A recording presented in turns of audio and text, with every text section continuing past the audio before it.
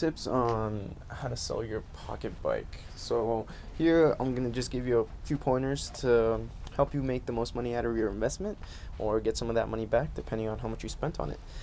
To begin with, you definitely want it to look clean. Pretty bikes sell for more money than ugly bikes. That's the number one thing. If you have a pretty bike, you're off to a good start. If not, make it look as pretty as possible. Ways to do this is just slight cosmetic upgrades, such as the sticker here makes it look a little bit different, the grips, and just little upgrades like that to increase the appearance of it. The next thing is you want to know everything you can about your pocket bike. For those that don't know, it's a manual pocket bike, 4 gears, 110cc engine.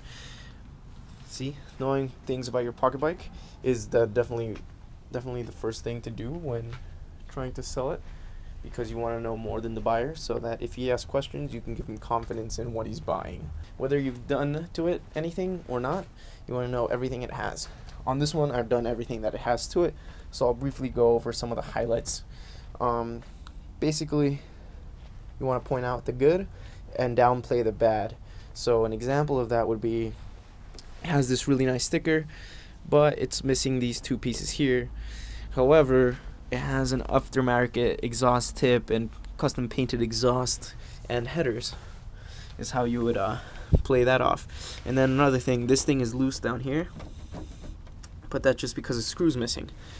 And don't worry about that, because look, it has money spent on a aftermarket air filter, Cayenne style, right there, as well as a crank case filter.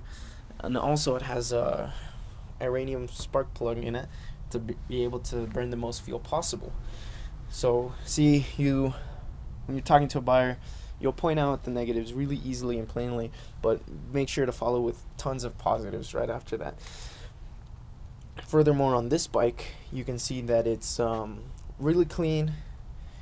It actually has its VIN number stamped still on its rear frame, and also on the over here has everything, all the identification numbers still on it. So the VIN's actually been run on this one. It's a clean VIN. I didn't buy it with a title. I'm not going to sell it with a title. However, one can be applied for it if you would want it to make it street legal, which is very close to being on its way. More importantly than anything than upgrades and looking and talking to the buyer, what you want to do is, if you have other pocket bikes or other nice toys, to separate out what you're selling from what you have. Personally, I have another X18 that's more custom and more modified and a little bit better than this one, as well as an R6. If I'm gonna sell this, I'm gonna invite the buyer to come look at this bike in this type of setting by itself without distractions, because when you distract the buyer, then he's gonna be interested, well, maybe a 250 is something better, or maybe I'd rather have that X18 over there that looks nicer. If you have others, including big bikes, separate it out, because you want your buyer to be focused on what you're selling and nothing else.